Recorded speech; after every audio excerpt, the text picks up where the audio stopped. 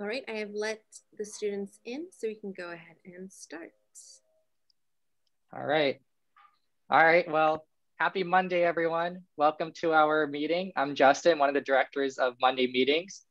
And I'm Gabby, and we are excited to have Mr. Tim Brooks from Disney here today to talk to us all.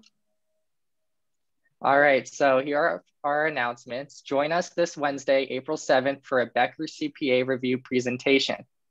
This Friday the 9th, we'll have a virtual paint day at 4 to 5 p.m. Join us for a fun afternoon. Zoom info is in our Instagram and will be sent in the GroupMe chat that day as well. There will be a chance to win a bookstore gift card on paint night, so don't miss out. And please keep a lookout for our weekly newsletter for announcements and other useful resources. Also, don't forget to vote tomorrow, April 6th and 7th on AS elections for new student body representatives. Our Justin is running to be our next senator for the College of Business and Economics. So yay, that's so exciting. So please keep out for a lookout for the link on the AS website. And without further ado, we have Tim from Disney presenting on his career journey, followed by a Q&A. We encourage everyone to have their cameras on, and please wait until Tim is ready to ask questions. I encourage you to use the Zoom raise hand feature, and we'll call on you. So, all right, Tim, it's yours. All right, thank you guys. So let me share this deck right here and go into my slideshow presentation. Let's see here. Make sure it does. All right, you guys seeing the full slide there? Yes. Sort of. Sort of? It shows like the notes too, like the next slide. Oh, I see. Let's see here. Display settings. I don't know how to get rid of that one right there. Technical right out of the gate. I don't know. What are you seeing now? Just like the PowerPoint window, like if you're editing a presentation. Oh, okay. So it's not showing the. I've never had that. Because it says the screen that I'm sharing shows the whole entire thing. It won't really matter as long as you can see it. Yeah. All right, well, I apologize for that. Let's see if we can get this thing going again right here. All right, we'll just start from this thing right here. Did it not do it? No.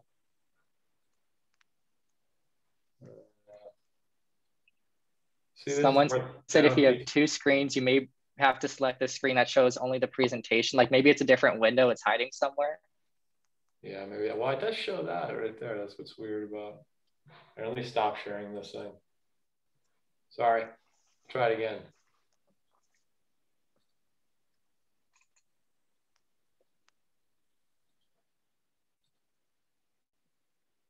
Tell me if that's any better. Perfect. Yep. Oh my gosh, I figured it out.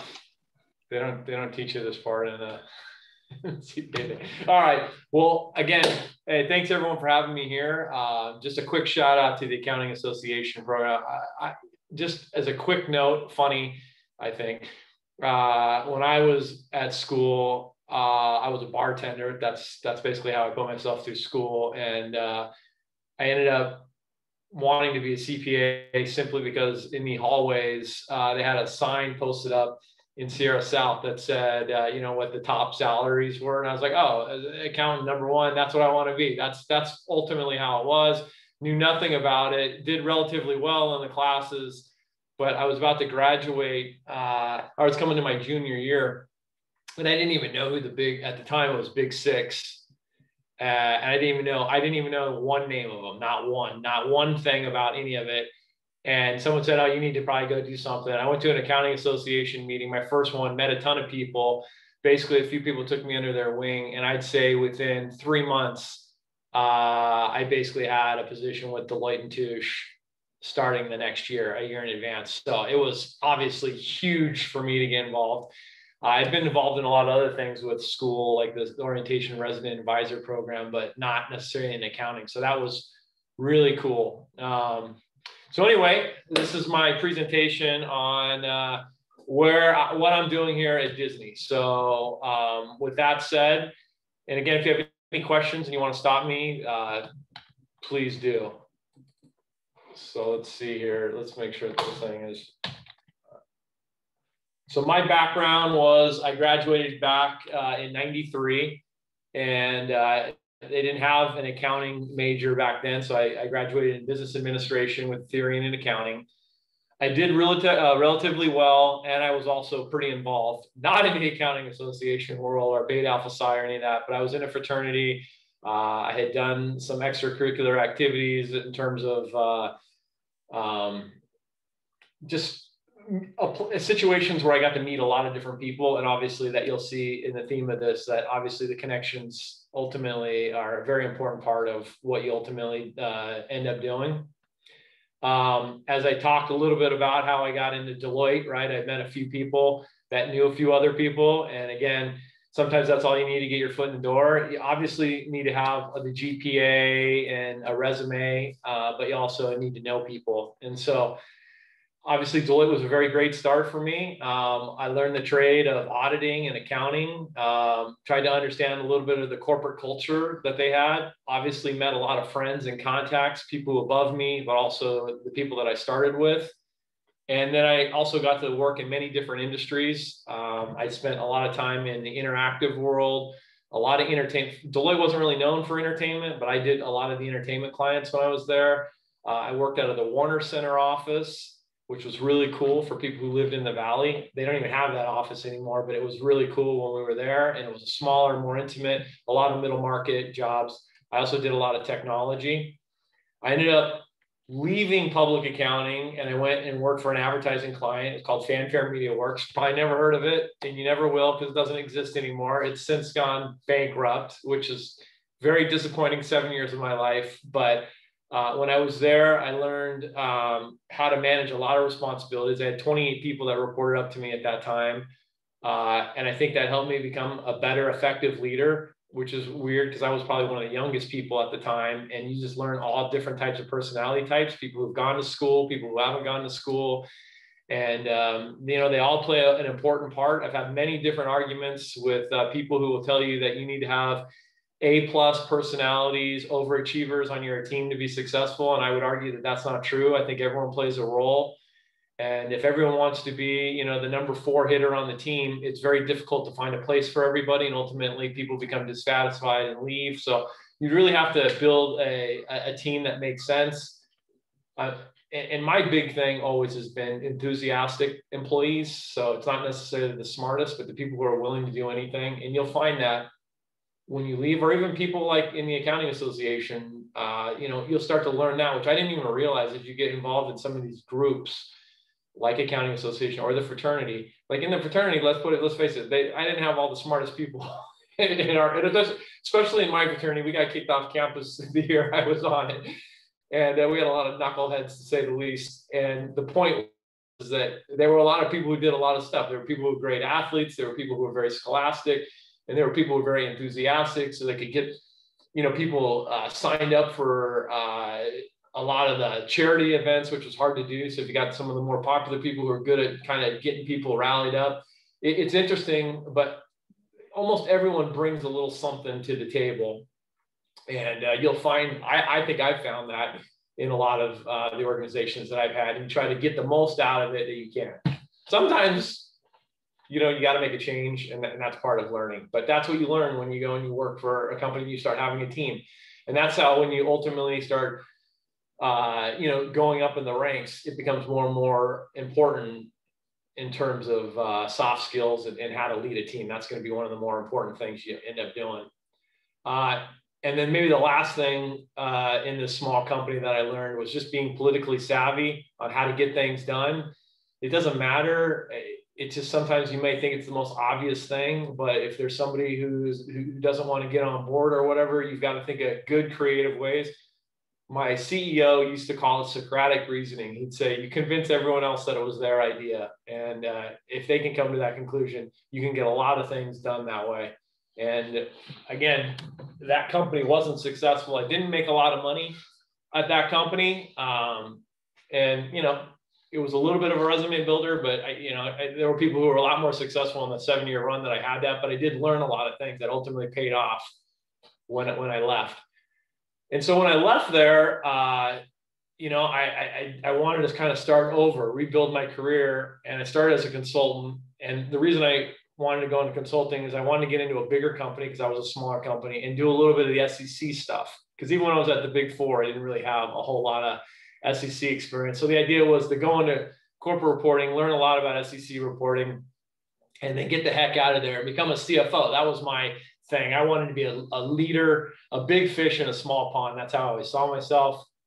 And Disney is a very big pond, as everyone probably knows. And I was thinking, I don't want to just be another small fish. There's like 200,000 people that work there. At the time that I had the job, there was 150,000 people. And I was thinking to myself, this is not where I ultimately want to be long term. So that's what you think going into it. So you get in there and you try to do a great job. You apply all the skills that you've learned up until that point. You continue to build strong relationships and you stay very enthusiastic. And again, it was all an attempt to learn a lot of experience so that I could go apply for at least a controllership or, you know, a controller role or a CFO role at one of these other small companies. But it turns out that I love it there. I really like it for a lot of reasons. Of course, my family loves it because they get to, you know, they love Disney and the movies and all that stuff. And I had young kids at the time. They're now 15, but and they offer me a position, which is weird because this is not necessarily what I was looking for, but it was an opportunity I felt like I couldn't look away from. So I took the director of corporate accounting position. And ultimately, I found out that you can have a very impactful role. So my role there was worldwide consolidations, which basically I tell everyone I was like the captain of a ship or the sheriff of the thing. I basically was responsible for the entire worldwide consolidation of the Walt Disney Company. And you can imagine the thousands and thousands and thousands of trial balances or individual companies. They all had to be put into one kind of format and be consolidated into one.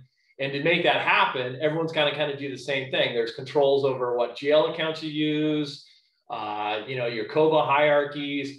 And I basically ran these meetings with all the other leaders. There'd be 100 people on my calls where I'd be, you know, making all these major decisions that impacted worldwide operations in terms of how we financially reported. And I loved it. I loved it. I loved being in front of people. I loved doing all that. People knew who I was across the company, probably more than anyone outside of, like, you know, the leaders like a Bob Iger or something like that. It was pretty cool.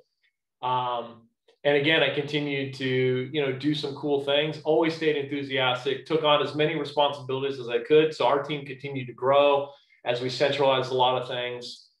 And then ultimately, when I'd been there for a few years and kind of done the same thing over and over, I was able to transfer over to the media segment. So I actually got to go from corporate to an actual LOB, which sometimes is difficult. So they say sometimes you can kind of get caught in corporate, but I had built a lot of relationships that I talked about before. And one of the people that I'd met before asked me if I wanted to come over. And I said, absolutely, absolutely, I'd love it. And it was a very small team. It was one person other than myself, which is not considered a real huge team at Disney. But I continued to make myself a subject matter expert on a lot of different things that maybe other people didn't want to do or left the company. And that ended up being super, super helpful later on. So I don't know what is this? I went backwards on my, I'm going to put all these things in here. So why Disney? I mean, obviously Disney is the largest media company in the world right now. It wasn't maybe as big before I started, but it certainly is crazy now. And I was part of a lot of those acquisitions. I certainly was part of the Marvel acquisition, did a lot of stuff with the Marvel media. That was a huge acquisition for us. I'd come in right acquisition, which was big for the Disney company. I was there for Lucas. And then anyone who knows Hulu and BAMTech, which is kind of the Disney Plus, we'll talk a little bit more about that, but I was very involved in getting that platform. We overpaid for it, but I was right in the middle of it. I got to go to New York and do a lot of cool things. But again, you can see this page just tells you how big Disney is. It's got 100 million paid subscribers, which is only Netflix has got a bigger subscriber base right now. And you'll see we own 14 now of the top 20 highest grossing films of all time. And you can see all the films that are on there. And that's the part that is considered just the Disney Media Group that I'm part of. So it's called Disney Media Entertainment and Distribution. And then we have a whole nother parks business, which is totally on COVID shutdown right now, but it's called Parks, Experiences, and Products. It does all of the theme parks and cruise lines and vacation clubs, and it does consumer products. And that's bigger than our entire, that whole segment is bigger than everything we just talked about. So when you talk about the studio and Disney Plus and all that other stuff, that's how big the Walt Disney Company is, right? It's a massive worldwide organization, a lot of cool things that are there. And I think a lot of cool things come with that. You can kind of get a picture. I won't go through all these right here, but you can kind of see some of the big names right here. You know, you got all your Star Wars franchise over here. You got Pixar, Marvel we talked about. You got all the channels, Freeform. We now have, I don't even think I have the Fox stuff in here anymore. You got Disney Channel, 20th Century Fox TV. You got Star Media. Disney Plus is not on here because this one's kind of a dated picture. But I mean, I don't think there's anything on here that you probably don't recognize, which again, and you guys probably know this, or if you don't know this, you'll learn it soon. When you tell everyone that you're a CPA and that you work for Deloitte, they have no idea what Deloitte is. They don't know what you do, but they know that you're a CPA and that you're busy in April because you're doing taxes, which I never did any taxes. So it was always like hard to talk to people. And by the way, nobody really cared about taxes or accounting. So what's cool about Disney is you can talk about stuff that's not Disney. That's cool. For example, a Marvel Media or the Fox acquisition, you can talk about that, what that brings to the table. You can talk about ESPN. I mean, from a real perspective, I'm involved with all kinds of things, whether it be Hulu, Disney Plus, the technology behind that, the overhead, a ton of different things without actually getting into the mechanics of accounting, which you'll find, unless you're talking to other accountants, not a real big party conversation piece. So anyway, that's I think Disney's a pretty cool place to work. So I'll tell you a little bit more about the two segments. So I've already talked a little bit about, we basically are broken up into two big segments now. This is the latest and greatest of what we have. The big one is the parks, and that's going to be, we sell a ton of real estate. So maybe people don't know, we're a real estate company. We sell real estate. We own a ton of land in Florida, and we sell it off piecemeal to like the Four Seasons. We'll buy stuff. We've sold a lot of our golf courses. So what happens is before we buy a park, or build a park, I should say, we'll buy all the land around it, which is pretty smart, build the park. And then of course, who wants to be around it, but a bunch of small travel businesses, right? Hotels, other things, other restaurants, things like that. Like, I mean, you can imagine how expensive the land around Anaheim is, around the park. It's crazy. So they did the same thing with Florida. We own almost all of Orlando, basically. I forgot how many square miles. It's something ridiculous. But they sell a lot of that land off. So it's a whole real estate company. We have the guided tours, Adventures by Disneyland. Of course, you guys probably heard of Tokyo Disney. We don't actually own that. They just give us a lot of money, basically, to use our right, which is really cool. It's one of the most, they have the two most beautiful parks in terms of upkeep and stuff. And we just make a ton of money in terms of them paying us management fees. But we learned that that's cool, but we want to have a bigger share of the pie. So when we built Disneyland, Paris, Hong Kong, and Shanghai, which is the biggest single park there is, we own all of those with a little ownership by the local governments there, but we control all of it. And you know, the parks business is not a great business to be in this year because of COVID. We've been losing about $1 billion a quarter, so it's been rough. The fact that Disney stock has doubled in the last year, I have no idea why. But just goes to show you how strong the brand is and how people feel like we're going to come back stronger than ever. We own the Aulani Resort in Hawaii, and we own 4 cruise lines, 4 cruise ships, I should say, and we're getting 2 new ones as well that are going to be this huge state-of-the-art. So not sure who's going to be cruising, probably not me, but I think there are a lot of people who trust the Disney name, feel like it'll be safe. And so I think the company feels like if anyone's going to come sail, they'll come sail with us. So that's a huge part of our business that's not even really up and running right now. but it is the bigger of the two, which is surprising when you think about how much money we've made in this next segment, which is the one I'm part of. And it's called Disney Media Entertainment Distribution. So this is the branch that owns basically all the media and entertainment. So all the Disney Plus, the ESPN Plus, the Hulu, the Star, the Hotstar. This is where the 100 million plus subscribers belong to. And that's just Disney Plus. I mean, you think about the Hulu subscribers and all the other stuff. I mean, we got, you know, millions and millions. And we hope to get even bigger. And obviously our competition, and not competition, I don't think the company really sees Netflix as competition, but certainly there are there's a defined might of dollars. And of course we want those dollars to come to Disney before they go anywhere else. We got all the networks. So ABC network, we probably know what that is, The Bachelor, The Bachelorette, all that good stuff. ESPN, which is huge.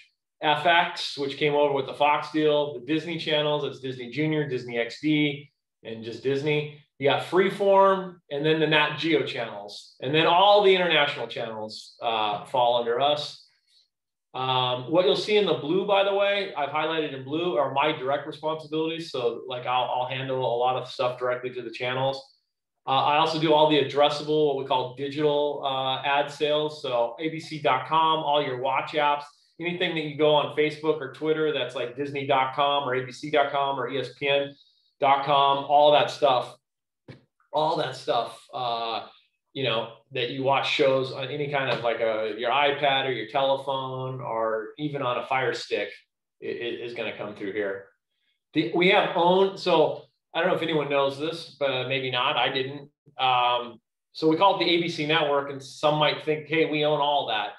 We really don't own that. We own the network, right? We own the network and how we program it and building the shows for it. But all of the actual TV stations that sit in each of these major cities, we have 205 affiliates. And affiliates are basically people who own TV stations, like the actual brick and mortar stations that distribute it out to all of the people. And not all of those are owned by Disney. In fact, most of them are not owned by Disney. Only 8 of them are owned by Disney. And we own the 8 biggest. We own like New York, San Francisco, Los Angeles, Chicago, Houston, you know, a couple others. But all the other 200 are owned by other people. And they're part of the network. It's called the ABC network. But we do have 8 owned stations, and I manage those from an accounting perspective, that is. We got the 2 big studios, 20th Century TV and ABC Studios. They make all the content. So The Simpsons, The Family Guy, American Dad, you know, what is it? Modern Family, This Is Us, which is on NBC, but it's created by 20th Century TV. 20th Century TV is the biggest TV studio in the world. They blow away everybody. So we bought that with the Fox. In fact, some would say that the reason we bought Fox wasn't for their film studio, but was more for their TV studio because it's so big. It's like 4 times bigger than our ABC ever was. We got theatrical and home video. So you got your, you know, regular Disney, you got your Pixar, your Marvel, Lucas, animation. They're the ones that are responsible for all those 14 of the top 20 movies you've ever seen. We've set the global box office record for any studio the last, not this year, but the 2 previous years. I think we were like at some ridiculous number, like $15 billion in box office. It's crazy. We have stage plays, which are your Lion King and Mary Poppins. We also have a pretty big music publisher. In fact, we own all the rights to the Queen's greatest hits. I don't know, I always think that's interesting to talk about that. So whenever you hear Another One Bites the Dust or something like that, you know, Disney owns that. And then we have a big TV SVOD distribution. This is how we sell things to Netflix. We used to sell things to Hulu, but anything we sell to a third-party streamer, or you see it on a different channel, or it goes into syndication, that all comes through the TV SVOD business. So that's kind of our business in a nutshell. I know I'm spending a lot of time on that. So finance and controllership. So we've got 2 main groups in controllership. We got our planning group, which is our finance side, and the controllership, which is where I work, that does all the accounting.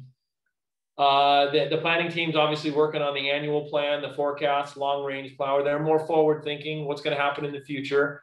Controllership does all the back end accounting, and we're basically responsible for everything that's going to Wall Street, right? The SEC reporting. we keep the market safe, as they would say. As we already talked about, we've got two segments, right? We got the park segment, we got the DMED segment, and then we do the quarterly 10K, our 10Q, and the annual 10K. We're working on the 10Q right now. We're actually in close today. This whole week is our close week, so a lot of stuff going on.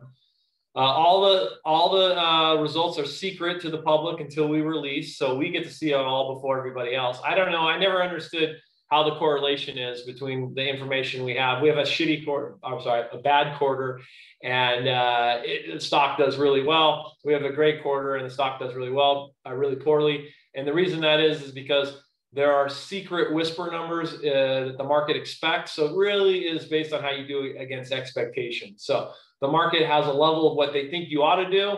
And if you outperform that, the stock price will go up. If you underperform that, the stock price will go down. So obviously, you know, we're privy to a lot of insider information. So we have to keep that secret. If you don't, it's illegal and you get in a lot of trouble. And Martha Stewart got herself in a lot of hot water along with a lot of other people. We take it very seriously here. And we have a very strict list. You can't do anything, can't trade any Disney stock or have any of your family or friends trade Disney stock while you're in a certain close period. One of the things before we actually release and we put everything together, our CEO, which is now Bob Chapek, and other key executives, they actually have to certify to the accuracy of the financial statements each quarter. And then they're also on the hook too. They can be fined or imprisoned for knowingly falsely certifying the financial statements. So not only do we do the 10K and the 10Qs, we also do other public filings. And there's many different types of documents for many different reasons. We just recently filed an 8K because we restructured the whole company into the structure that we just talked about, the two segments. We used to be 5 segments, now we're down to 2 segments. And an 8K, you have to do that when you change that. You got to change all the prior year reporting. One of my favorites is the proxy, and I'll tell you why I like the proxy in a second. So Wall Street, just some interesting stuff here about Wall Street right here. So, you know, obviously TWDC is a publicly traded company with $150 billion capitalization. And that publicly traded company, you know, basically is people who can buy it in public. And they have to, if they're going to do that, they got to follow all these very stringent SEC rules, which is what, you know, we do. And it's important because if you're an investor, and most of us are investors without even realizing it because we put it all into our 401ks, and you'll learn about 401ks, but as you put your money in a 401k, most of the time they put it into these mutual funds, and these mutual funds go out and buy a bunch of stock, and Disney's a big part of that. So if you're in like an Enron stock, well, back in my day, Enron was around, and Enron, people had, you know, let's say $800,000, which is the equivalent today of like a $2 million 401k, right? Their whole life they had built up and they were going to retire in a month or 2 months, and they had $2 million to retire a month before they retired. And then within that month, the Enron scandal broke and their stock became worthless. So they had to work basically for the rest of their lives at whatever it was. Could you imagine thinking you had $2 million and then the month you're broke and you couldn't retire? I mean, that's a horrible story for a lot of people. And that was the problem with Enron. And there's, you know, you could tell a million stories about it, but that's what we try to avoid. And that's why what we do is so important. The proxy statement, I told you, was one of my favorites. I don't know why these things are out of order like this. I don't even like it like this. So it's got a ton of interesting information in it. And most people don't talk about it. And like we said before, most of the time it's not polite to talk about people's compensation, right? Like you don't go around telling everybody, like you wouldn't go ask me how much do you make or whatever, right? You know, and I probably wouldn't tell you if you asked me, but it's just like one of the things that you don't do. But in the public world, and you're a big executive, all that information has to be disclosed in the proxy. So I've carved out some interesting information for you.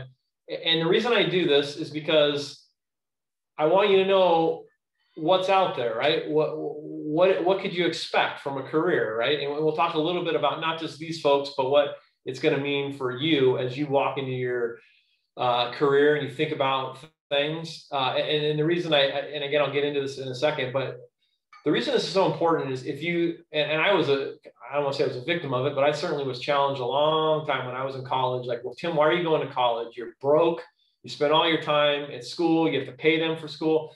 I've got a job here at Ford Manufacturing. I'm making $35 an hour, right? With a pension plan, all this stuff. Like you're an idiot. You should just do that. Quit.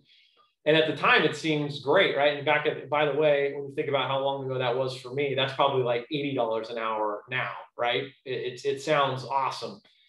And it probably was awesome at the time, but you'll find that when you are building a career and you continue to build and build and build, all of a sudden that $35 an hour, like it's not appealing, right? There's bigger fish out there to be fried, right? And we're going to talk a little bit about that. Like, don't take the shortcut or the easy out, because even though it's not a guarantee, there could be a bigger payday if you continue to work hard and build your career to something bigger and better. That's what we're talking about today. We're talking about bigger and better.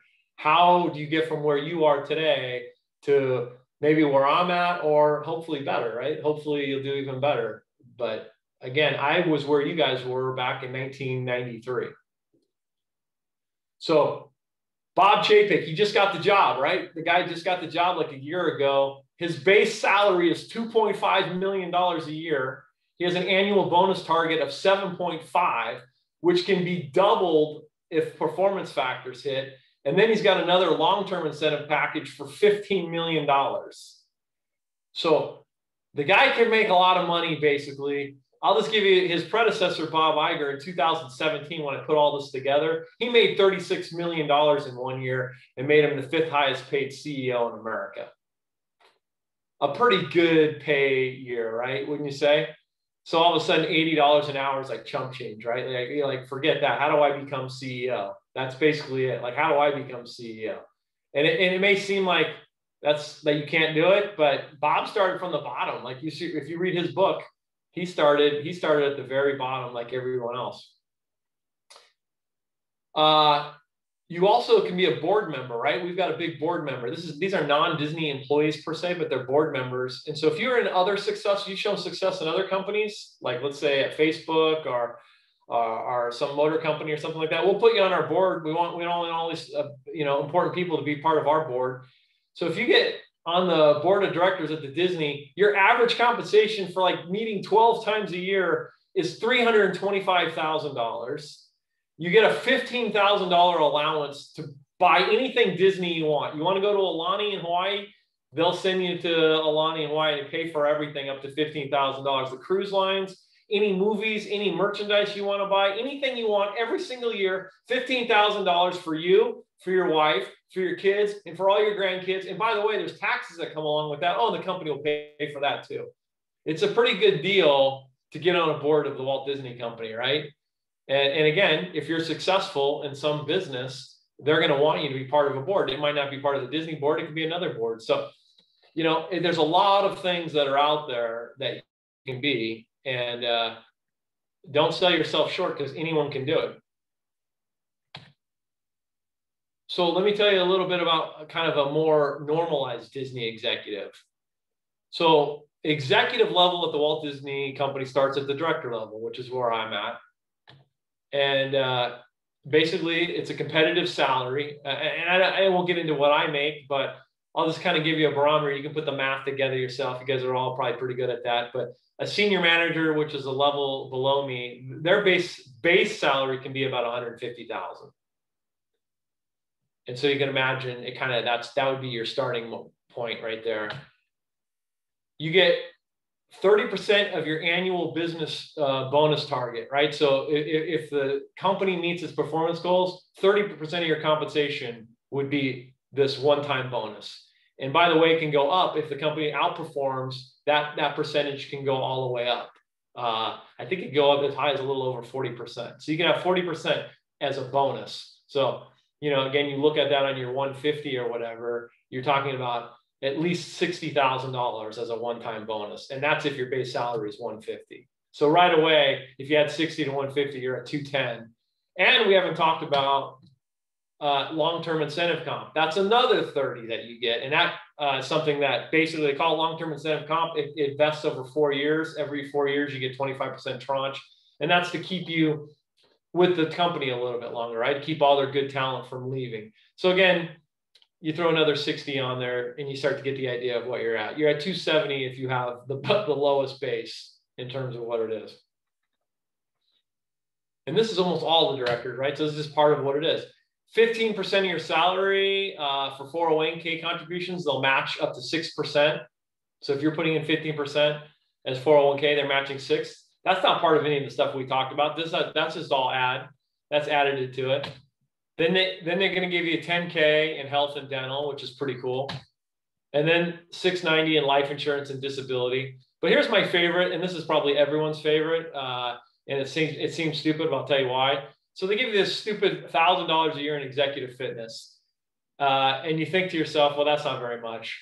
But for whatever reason, it's kind of like one of these cool things that no one can touch, right? Like your wife or your girlfriend, nobody it's kind of like just there for your use only. Now, what I used it for was there's a gym on studio lot that I used to go to.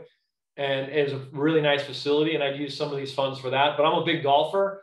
And every year I buy like a new golf club. So I bought my new golf clubs with this. I bought my new driver. You can buy golf balls. You can buy golf shoes. I mean, it's so cool to go buy. Most people don't want to spend $350 for a Scotty Cameron putter. But if you got $1,000 and you need to find some creative way to spend it, you could totally go spend it and blow it quickly on that. And it's just kind of cool. It's just one of those like really cool things. I enjoy it. And then you get 4 weeks of vacation, and then I think it goes up. I don't even know what it is right now. I think I got 4. I never even use all of it, but there's tons of vacation. And they give you all sick time, which again, I never use.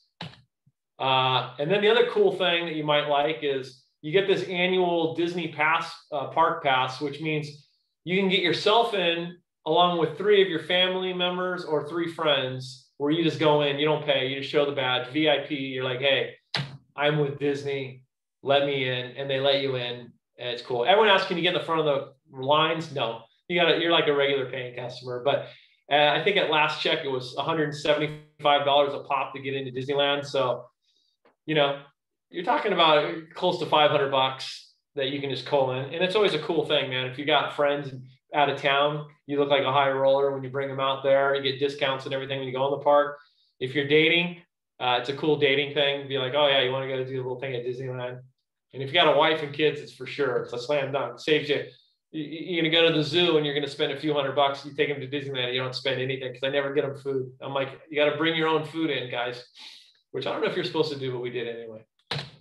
And then of course, there's just tons of movie premieres. You get invited to all the big movie premieres, tons of Disney discounts, all their vacations are discounted. The Alani's discounted. Again, the discount probably gets you to normal pricing because Disney's so expensive anyway, but it is cool to be able to have the discount. Sometimes it's up to 50% for some of those like cruise lines. And then the company sponsors a bunch of stuff. Like I played in a basketball league for, I think, 9 years. I was in a very competitive. They have four leagues. I played in the A League. I don't want to brag. I did win it twice, but there you go. A little pound on my back. Yeah, I lost it 6 times before that, so I can say that I did win it back to back one year. But they have this big league that the company puts on. There's refs and it's in a gym and the whole deal. They have the same thing for softball. I think there's things for bowling, and then they're big Malibu triathlon sponsor, and they have a big team. I did it one year, hated it, and never did it again. But it's cool if you're into that stuff and you get in great shape. And then of course, last but not least, location. We're in beautiful Burbank. And by the way, I picked this screenshot. I went to my office 2 weeks ago, mostly for you guys.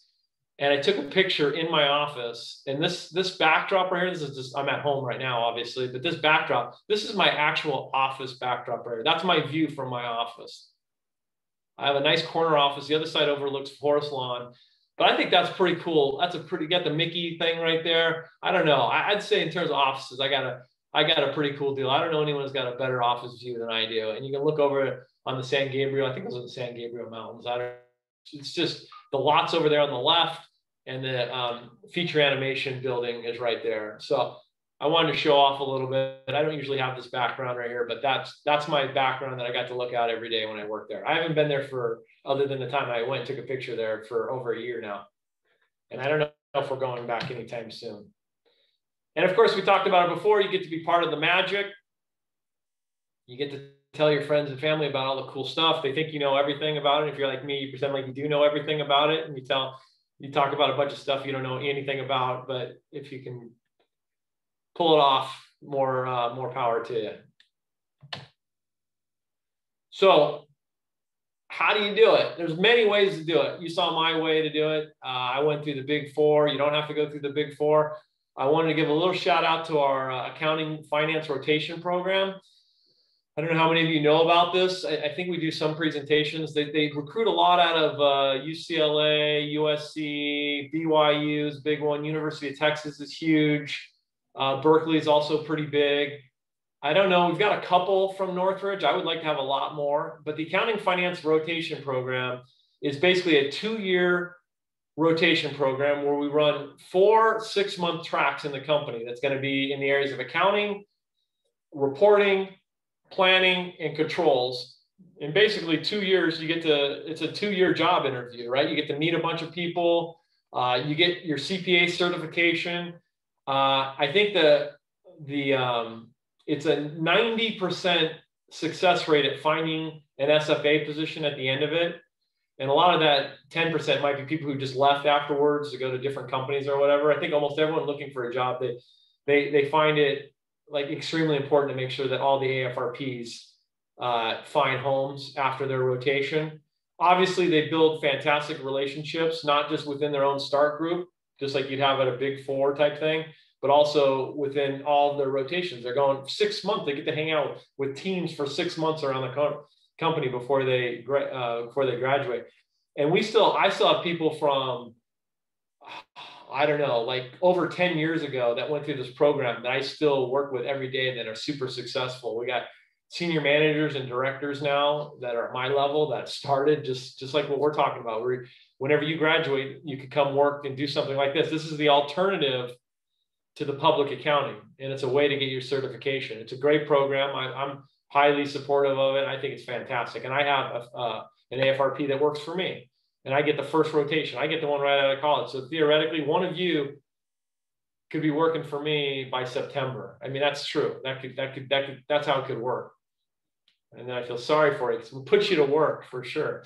No, it's a good thing. Obviously, tons of training, and they do a ton of things where they do a lot of fun activities together to make sure it's a real close-knit group. No one feels left out. They obviously want to keep the people engaged with the company and make them feel like they're part of the home. So they do a lot of fun things. It's kind of like a little, small fraternity or something of people, and it's really cool. And they are usually close-knit. They do a lot of fun things outside of the company, right? They do a lot of happy hours, and they go to Disneyland together, and they do a lot of cool things. Kind of jealous because it's a lot of fun. I wish, we could do more of that. So what am I trying to say here? Stay in school and do really well. Get involved in extracurricular activities. Build relationships with all kinds of people. Learn as much as you can and become a subject matter expert. Stay enthusiastic. And maybe you can also work for a really cool company and make lots of money. And that's it. Fantastic. That was an amazing presentation, Tim. So anyone, if you have any questions, everyone feel free to use the Zoom raise hand button, and we're going to call on you. So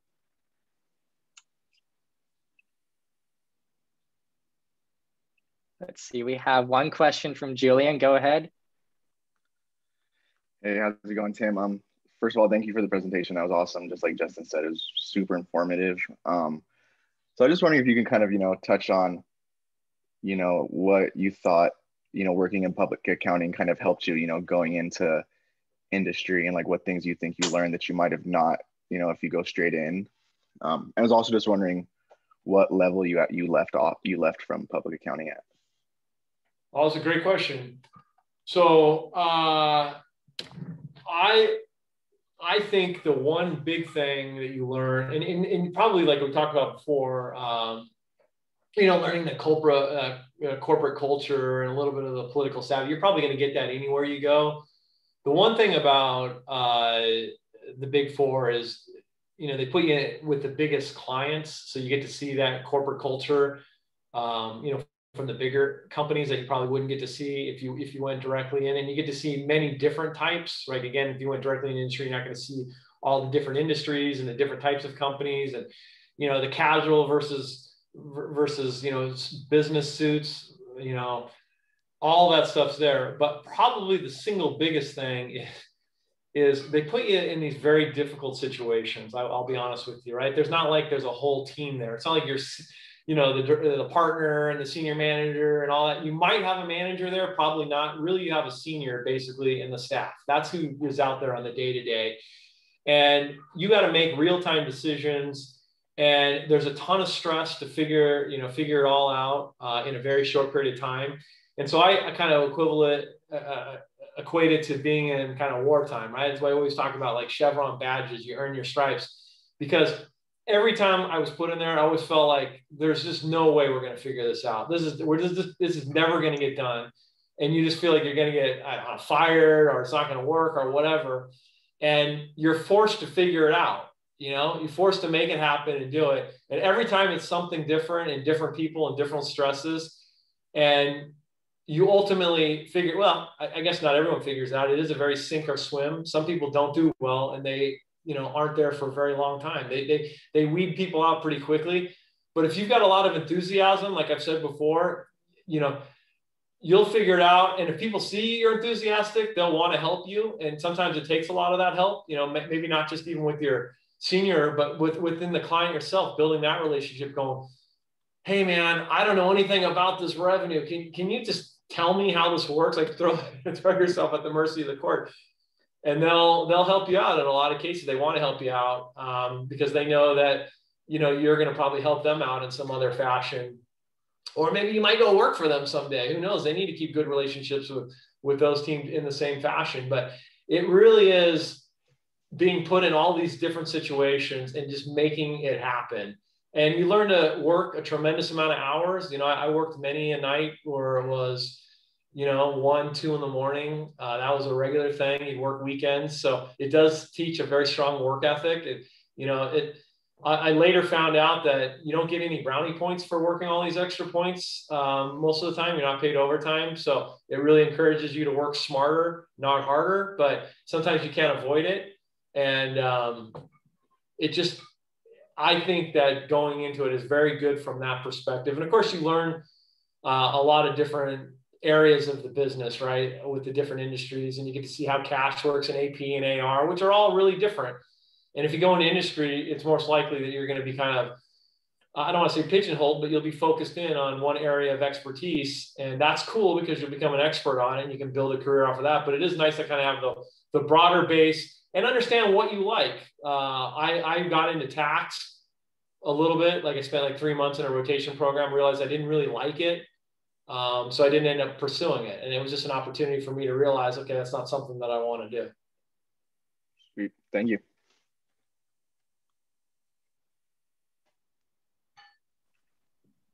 All right. Does anyone else have any questions? You can raise your hand. All right.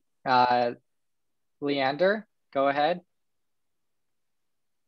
Hi. Thank you so much for the presentation, by the way. I was just wondering, you said that the company mainly recruits right out of UCLA, Berkeley, USC, and not too many Cal State Northridge people get into this position. What would be your recommendation if one of us wanted to try to get into that 2-year accounting finance position right out of school?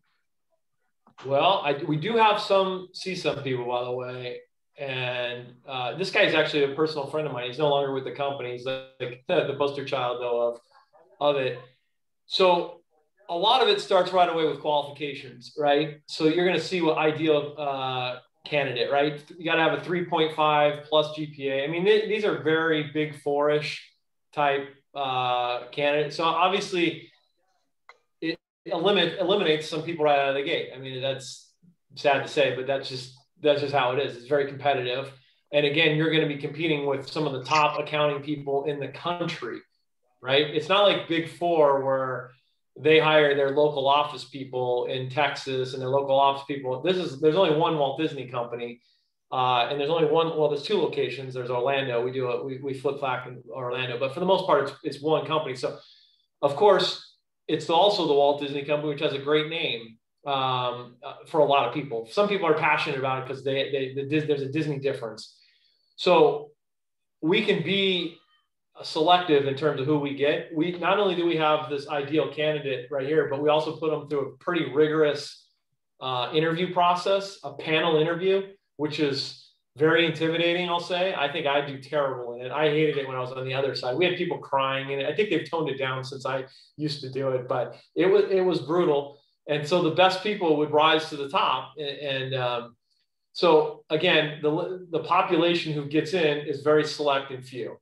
Now, the Northridge people, I've always been a big proponent to get those folks in. Now, there are a lot of people who meet these qualifications and do well.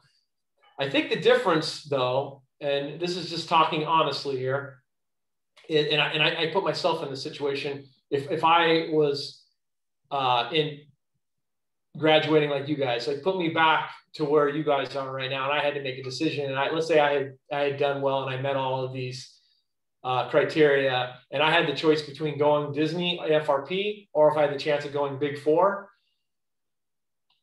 I might tend to pick Big Four. Why? Big Four is nationally recognized as a resume builder, right? You can go anywhere you want and you've got the Big Four and people are going to know what that is. They know Disney, but they don't know the Disney AFRP program and what that does, right? It's not really, from an accounting perspective, maybe not as influential as a Big Four. Also, when you talk about competing against UCLA and USC, which I've done my whole life, right? Because as soon as I've graduated, that's all I ever dealt with at Deloitte. You know, we're a smaller school, we're a state school. There is a difference, you know, and I know that even today when I'm in there and they're, you know, when you're talking about BYU grads and stuff like that, it's not perceived the same. I think you can get the same education and you can work hard and you can be just as successful, but there is a little, I call it a chip on your shoulder, maybe, to be honest. And the Deloitte aspect of it was sort of an equalizer for me, I felt like, right? So you could say, yeah, you went to there, but hey, I went to Deloitte just like you went to Deloitte, you know, and I did just as well. In some cases, I did a lot better. Like I came in and we did the same thing, and I rose to the top.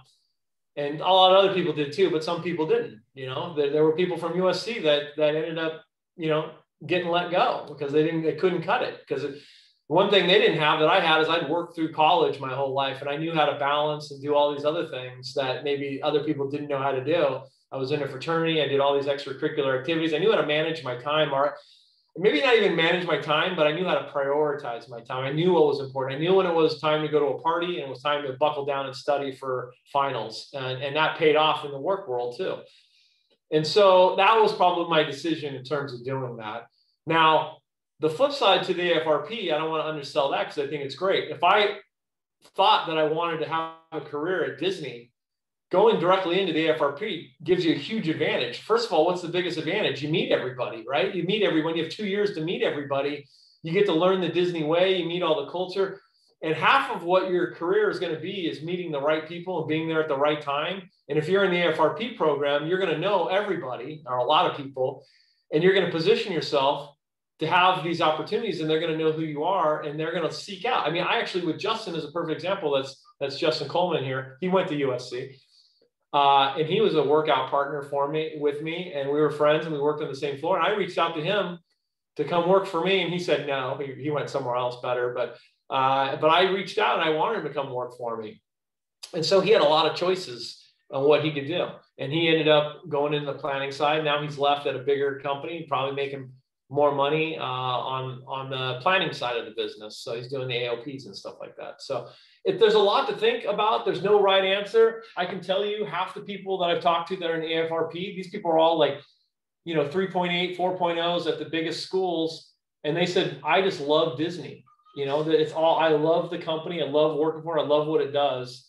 Now for me, I like the company, but I don't, you know, I don't have the pixie dust, as they say, right? Like, I don't go watch any Marvel movies. I don't watch, you know, there's just a lot of stuff for me, it's still a job. It's a cool job and I like it, but I'm not like, look, if someone came back to me and said, I'll double your salary over here working at like some, you know, bank or something that's unfun, I mean, I'd probably take it, because at the end of the day, it's about making a living and things like that. So it's all in how you prioritize it. I mean, I think it's a wonderful program. I love it. I think it's great. I think all the people do extremely well at it and they learn a ton of stuff, but it is a little bit different. You have to think through it. But I do believe, to answer the question, a long-winded question here, and I know we're running out of time, is you just have to look and understand for yourself what's important. And that was my thinking on the route that I would have taken. Thank you. Thank you for sharing, Tim. We do have a final question in the chat from Ron. He's asking, do you think there's an opportunity to jump from Big Four tax to industry, this case specifically Disney, or does audit offer more flexibility? I would say audit offers more flexibility, but you certainly could do it from tax, right? I think, you know, it really is the type of experience, you obviously, if you have the strong resume, especially earlier on in your career, you know, people are going to know, they're going to look at what school you went to, what you're doing, like what kind of things you bring to the table. And a lot of that stuff will carry over, and someone like myself will look at it and go, I can teach you what I need to teach you. I just want good raw materials and good enthusiasm. And I feel like I can, you know, make a great accountant out of you. And my goal is to make the best accountant I can so that I can move them up or out. In other words, I don't necessarily want people working for me for years. I want people to work for me and promote them out so they can be successful, you know, in whatever their way, you know, if it's working for Disney, not Disney.